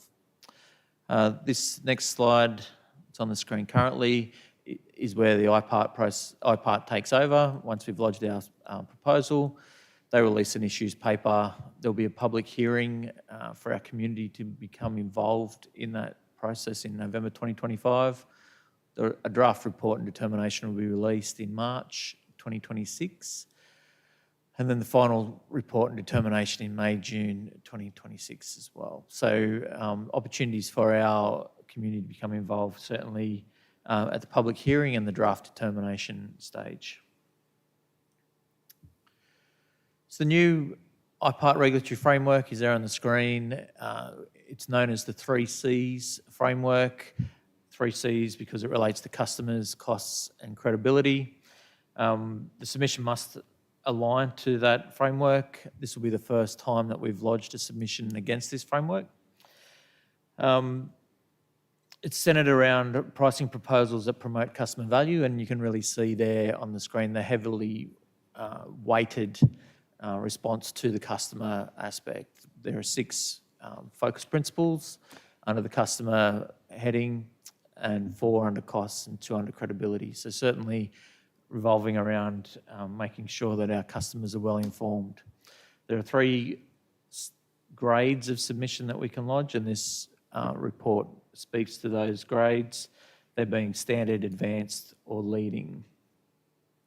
So standard advanced is similar to the level of submission that we lodged in 2021, and really it's good. It's considered to be good practice in the New South Wales water sector. An advanced submission is for businesses that demonstrate very strong understanding of their customers and are broadly at the cost efficiency frontier. And a leading submission is for those who are really innovating in that space and have a really thorough understanding both of their customers' values and the ability to deliver on those commitments. So a very brief look at the 12 principles. As I said, there's obviously a heavy weighting towards the customer. So the customer principles are customer centricity, customer engagement, customer outcomes, community, environment, and choice of service. The cost principles are around robust costs, balancing risk and long-term performance, commitment to improve value, and equitable and efficient cost recovery. The cost principles relate to how the business demonstrates that customer needs and preferences are delivered in the most cost-efficient manner. Credibility principles of delivering and continual improvement focus on whether the business provides assurance that its plans and customers' outcomes are actually deliverable. So it's really a pressure test of the submission in terms of us being able to deliver on the commitments. So as the report states, we're recommending a standard grade submission. It's consistent with the performance and trajectory of the Water and Sewer Business Central Coast Council. The business is on a path to improvement, and that pathway best aligns with an approach that is achievable and looks to stabilise for the 2026 to 2031 determination. This approach has been selected not only giving consideration to the current improvement path of the business, but based on the needs and preferences of our community expressed as part of the 2023 community and customer engagement. Feedback that we received was reflective of a standard service, demonstrating that our customers also understand the improvement required and the time that it will take to realise those improvements. This approach will be continually reviewed as part of our ongoing engagement with the community, ultimately informing the 2032 IPART submission in line with our 10-year planning horizon. This will allow Council to continually consider and evaluate maturity growth, customer preferences and affordability, recognising that a higher level of submission may come at a higher cost. In the spirit of the 3Cs framework, our approach must be informed by our customers, and this will remain at the centre of our decision-making when considering future submissions. This last slide is just to highlight the engagement activities that are currently underway. We have engagement with our regulator, which is in accordance with the regulatory framework handbook. It involves obviously the delivery control group meeting with the regulator, the CEO meeting with his counterpart at IPART, as well as the board or council meeting with the tribunal every 6 months. There will be separate engagement between IPART and the newly elected council. It's been factored into the onboarding for the newly elected councillors when they commence. In terms of community engagement, as I mentioned earlier, we've commenced the deliberative forums. We've got holding 4 of those, 35 participants. There are commuter pop-ups occurring right across the Central Coast. There's an interactive community pop-up using AI. Workshops with our top 100 customers in terms of usage. Workshops with a whole range of our community groups, short film competition, telephone surveys, interviews with hard-to-reach customers, focus groups, as well as the creation of a people's panel that will continue to be engaged with throughout the preparation of this submission. Thank you, Mr. Administrator. Thank you, Mr. Loader. When you look at the definitions of whether you go for a standard or advanced or leading submission, it's pretty clear that the council needs to run with standards, so I fully support the staff's view on that. The rest of it is basically set and dictated by IPART in terms of as Mr. Loader mentioned, the 3 Cs of customer, cost and credibility. So again, we're obliged to follow down those pathways. So I guess with those couple of comments following on from Mr. Loader's good explanation, I'm happy to move the recommendation as shown on the screen. We'll move to item 2.7, which is the Gosford Waterfront Revitalisation Progress Report. Mr. Sulkowski. Thank you, Mr. Administrator. Hunter Central Coast Development Corporation are the appointed government entity undertaking the strategic business case for the Gosford Waterfront Revitalisation and have received $8.5 million via the New South Wales budget election commitment for project funding. Council is seeking a resolution to authorise the CEO as Council's representative for the Gosford Waterfront Executive Steering Committee, and also to authorise the CEO to enter into a memorandum of understanding with the Hunter Central Coast Development Corporation for the continuation of the project. Thank you. Yes, in one sense it was very good news. The current state government did make an election promise to provide us with $8.5 million. Some time ago, I actually resolved that we spend a little over $2 million to get things underway rather than having to wait.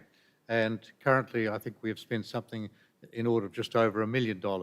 So we are going to seek the reimbursement as per the recommendation 2 from the New South Wales Government of a bit over $1 million, just to cover for the work that was actually done up till now.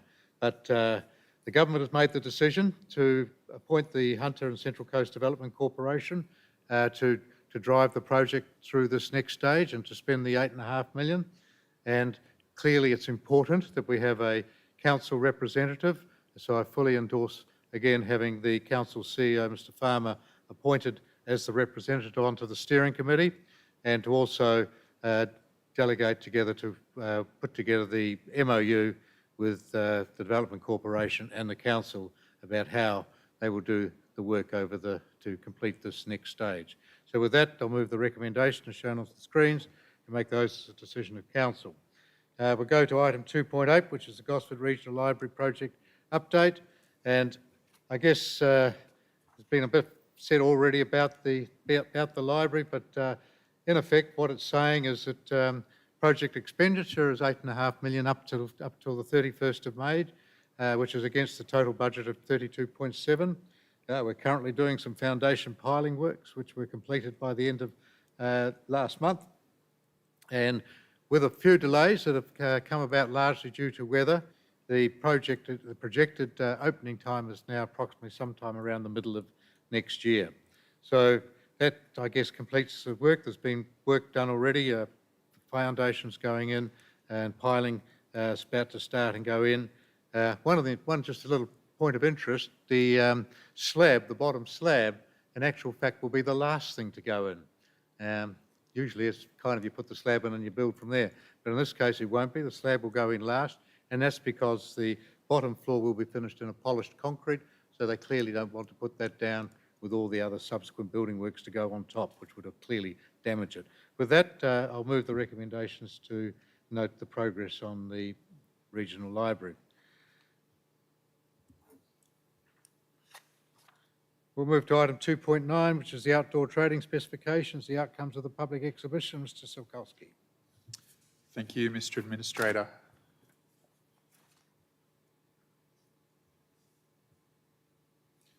Across the Central Coast and within individual town centres, there is a significant inconsistency in the quality of our outdoor trading areas that we are able to provide.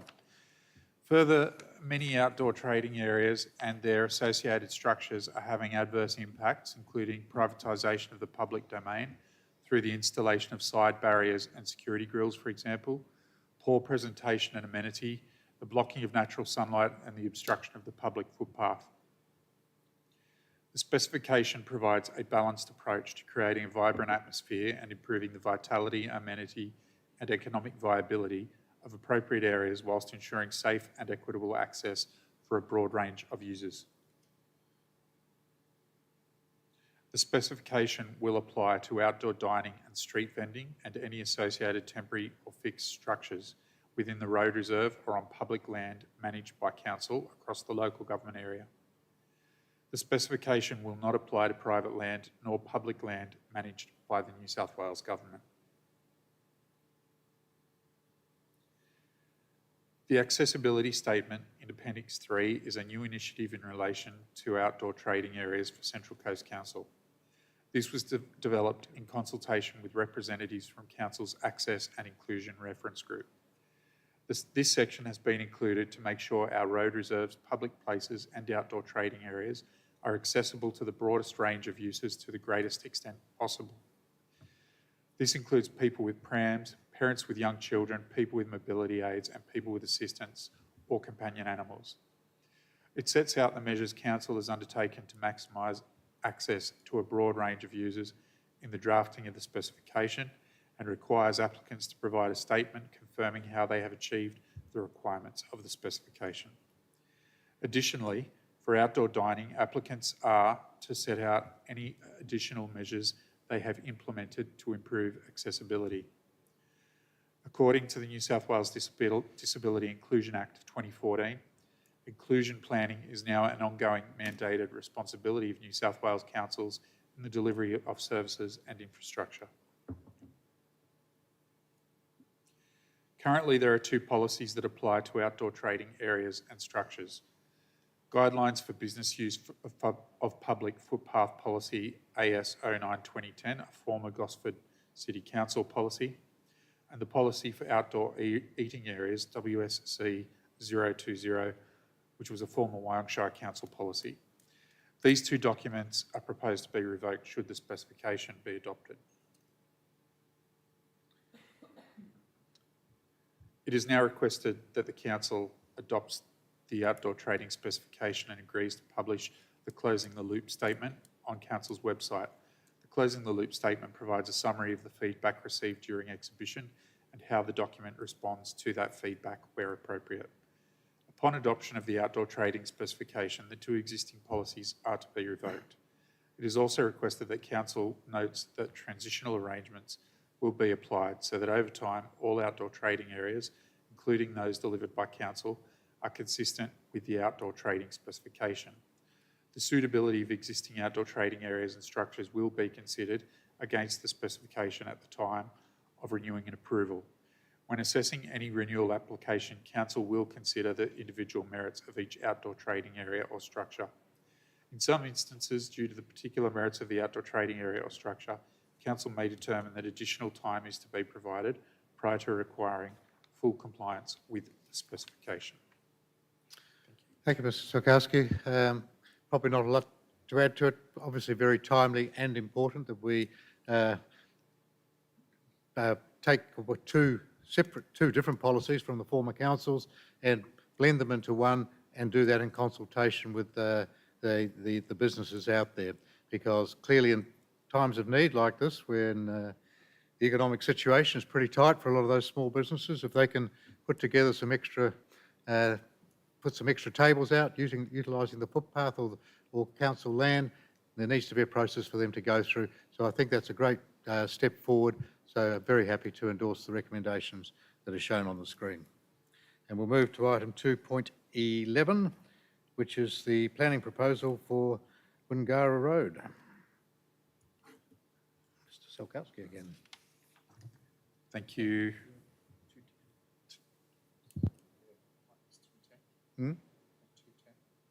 Oh, I missed one. Where? Oh, I have. Mel, I nearly took your moment of glory away. Apologies, yeah. 210, Draft Central Coast Engagement Strategy for Public Exhibition. So, yes, Ms. Smith, can you take it away, please? Thank you, Mr. Administrator.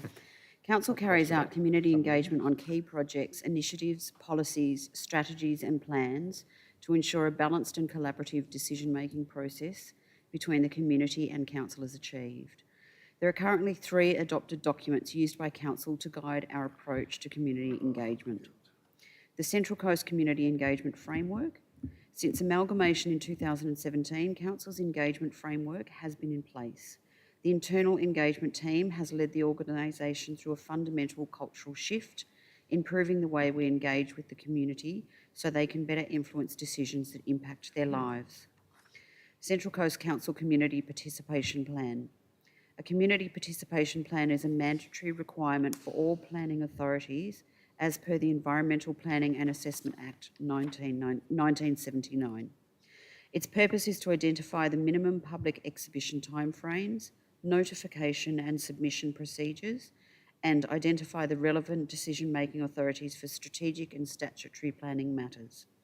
Council's first community participation plan was adopted by Council in 2019 and was updated in 2021.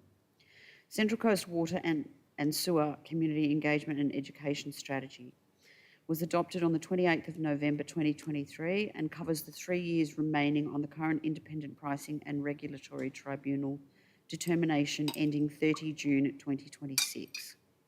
This dedicated strategy aligns to the principles as outlined in the draft Community Engagement Strategy and was developed to address IPART's recommendation for water and sewer to enhance its engagement with customers and the community. Why a new engagement strategy? In 2021, the Local Government Act 1993 was amended to include Section 402A, which requires councils to establish and implement a 4-year engagement strategy, called its Community Engagement Strategy. The strategy must form part of Council's IPNR framework and include mandatory requirements per the legislation. Additionally, the New South Wales Office of Local Government has provided standards and recommended inclusions to consider when developing the community engagement strategy. The draft community engagement strategy outlines our engagement standards and principles to ensure engagement is inclusive and considered.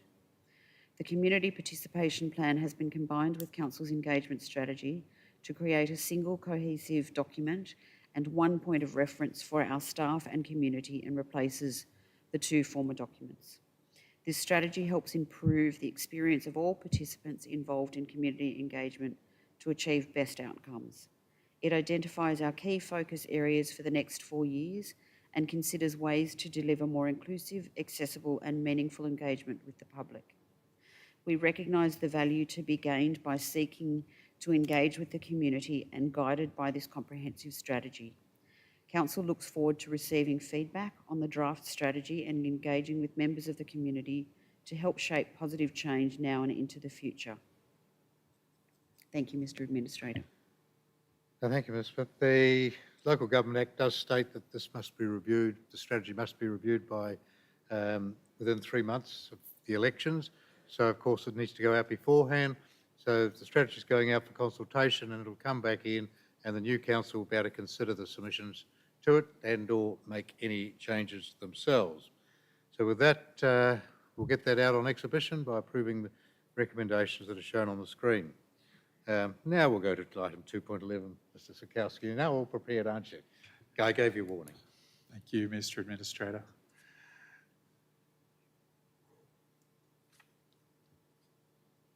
Okay, the planning proposal seeks to respond to the change vision for the Warnervale Town Centre following Transport for New South Wales' decision to not proceed with the Warnervale North Railway Station. The centre is identified to support the Warnervale Regional Growth Area, and as part of the changes made to the Greater Warnervale Structure Plan, Council is proposing 2 local centres to serve as Warnervale. The commercial employment lands previously identified for this centre will be scaled back to support the proposed Woolworths development and a few specialty shops. The local centre therefore needs greater emphasis on residential diversity, and the planning proposal seeks to achieve that by rezoning from mixed-use lands to residential. The site adjoins existing residential lands at the northern end of the Warnervale Town Centre, just to the east of the railway line. The site is already biocertified and has an established local road network and existing essential infrastructure. Council undertook pre-gateway consultation with the Department of Planning, Housing and Infrastructure for this proposal and as part of the Greater Warnervale Structure Plan finalisation. The Greater Warnervale Structure Plan will come to Council for consideration in July.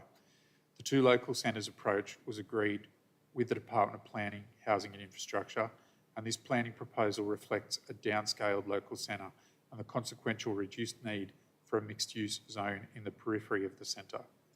Staff are recommending that the planning proposal be endorsed to seek rezoning of mixed-use zoning and local centre zoning to general residential zoning, and that the planning proposal be forwarded to the Minister requesting gateway determination. Thank you, Mr. Administrator. Thank you, Mr. Sikowski. Yeah, pretty sensible planning proposal, I have to say, particularly since the decision of the New South Wales State Government to not proceed with the North Warnervale train station. So that obviously changed the landscape, and it's quite clear that we want to put under the sort of the 15-minute cities way forward. We do in fact want to make sure that residential is alongside employment lands and so on. So with that, happy to endorse the planning proposal and to, I guess, send it to the gateway, as shown on the screen. Item 2.12, Mr. Loader, the DSPs.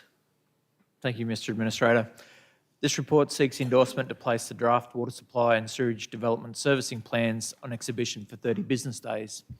IPART requires council to update these plans every 5 years, and these are due for submission to IPART on the 1st of November 2024. Development servicing plans detail the developer charges that are required to be paid by developers towards the provision of existing and future water supply and sewage infrastructure. There are separate plans and therefore different charges for the northern and southern parts of the LGA. This is due to the different historical growth rates and future growth projections for the northern part of the region and the future and existing infrastructure requirements of our entire community. The southern plan includes a single water supply charge and a single sewage charge based on the Winnie Bay effluent outfall, while the northern development servicing plans include a single water supply charge and separate sewage charges for the Norah Head and Wonga Point effluent disposal outfalls. The different charges reflect the different costs of the current and future assets required to service each of these sewage schemes, as well as the number of connected properties that the costs can be shared across. IPART sets the methodology and provides the calculation template used to determine the developer charges for the Central Coast. Inputs used in the template include Council's 2022 asset valuations, IPART's 2022 pricing determination for Central Coast Council's water and sewer services, and the Central Coast Water Security Plan 2023. The proposed charges are a result of applying IPART's methodology and parameters and are designed to provide a revenue source to contribute towards the capital costs of existing and future assets required to service both historic and future growth on the Central Coast. Thank you, Mr. Administrator. Thank you, Mr. Loader. As I understand it, it's just simply, IPART provides the sort of the model, we plug some numbers in and it spits out what we can do. So with that, we don't have a lot of choice on this one, so we will endorse that recommendation as shown on the screen. And we move now to item 2.13, Ms. Rakamala, and I think, I'm not sure whether Mark Ellis is going to be still listening. He may be, hopefully not while he's driving back out down to the peninsula. But can we just answer any question around flooding that he had? Thank you. Yes, of course. In preparation for the return of councillors, Council has been proactively reviewing all policies to align with Council's policy documents framework. This ensures best practice in accordance with legislation. The report recommends the revocation of those policies that are no longer serving Council or the community.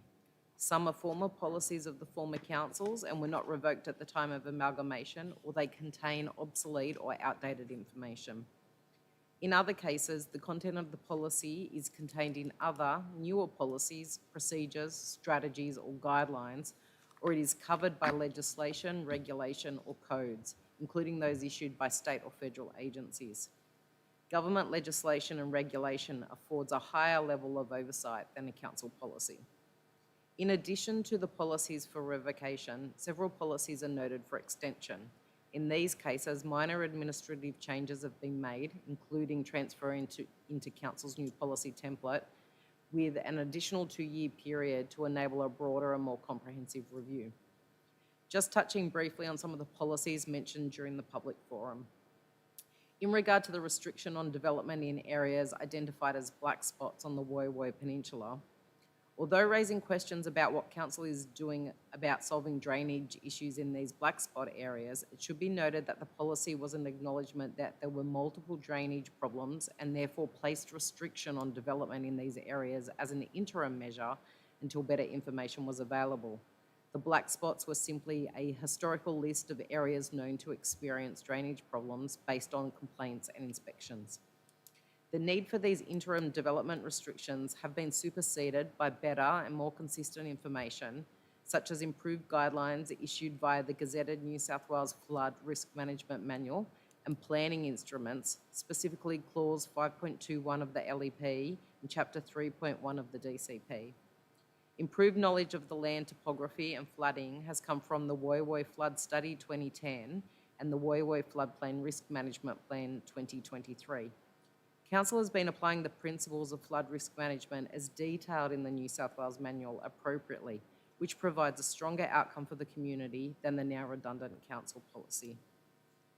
In relation to the sustainable and plastic-free events policy, this has been superseded by government legislation and policy determinations. In 2022, the New South Wales Government banned various single-use plastics. Additionally, economic reasons continue to incentivise waste reduction through through the high cost of landfill as opposed to recycling, which is accentuated by the application of the EPA waste levy. Introduction of the return and earn scheme, which provides a monetary return for certain recyclable drink containers, has also incentivised waste reduction at these events. Council remains interested and committed to sustainability and waste reduction and does not believe that the revocation of the policy will impact that position. Further, the payment of pensioner rebates for rates and charges is dictated by legislation. The details of the mandatory rebates are included in the Statement of Revenue Policy adopted tonight within the Annual Operational Plan as a standard inclusion. There is therefore no requirement to have a separate standalone policy for this matter. The streamlining of policies provides for easier understanding of Council's position for matters within its control, supports improved customer service and stronger governance. Thank you. Thank you, Ms. Rakamallara. Yes, I fully endorse. Quite clearly, as council at the moment, we're going through, for want of a better word, we're sort of cleaning up some of the duplication from the previous councils, where, as has just been pointed out, where there's duplication with either state or federal legislation, doesn't make sense for council to have its own view about these things when there's higher authorities than us that actually have legislation in place. So we are in the process of doing that. There may be one or two more papers at the next meeting, which also will be about just clearing the decks a bit so that the new council coming in isn't cluttered up with stuff that sort of kind of gets in the way, but keeps the basic essential things we need, and the rest we can operate under other legislative base. So with that, more than happy to revoke the following policies that were listed on the screen. And we'll move to item 2.14, which is the Administrator's Expenses and Facilities Report. All about me. Thank you, Mr. Administrator. This report outlines the provision of facilities and expenses to the Administrator for the period July to December 2023, meeting the requirements of the Council of Facilities and Expenses policy. The Administrator is remunerated and provided with facilities at the direction of the state government and within relevant awards and aligned to the policy, for which there has been no instances of non-compliance and all expenses are within budget allocation. The next 6-monthly update for the period January to June 2024 will be provided prior to your departure, Mr. Administrator. Thank you. Thank you, Ms. Rakamallara. Well, all I can do is note the report, which I will do, and as shown on the screen, and we'll move to the last item, which is item 2.15, which is the community support program. And it's nice to see we sort of finish off this meeting and I guess the financial year by actually expensing all the money that we had in the budget and a little bit more, and that was actually funded from another program which was underspent. So it's not like we've dipped into the cash reserves anywhere. We've actually taken money that was allocated somewhere else, which hasn't been spent, so we decided with some worthwhile projects here that we would put it to good use in the Community Support Grant Program. So with that, I'm happy to move the total amount there for those organisations that are lucky enough to receive the grants and make those as a decision of Council. And with that, I am going to close tonight's meeting formally at 8:08 p.m. Thank you. There is going to be a cup of tea if anyone who's left here wants to have one. I'm not quite sure what influence we have, but we seem to have declining numbers throughout for the last 2 meetings. But anyway, for those who stay, we can have a cup of tea out there.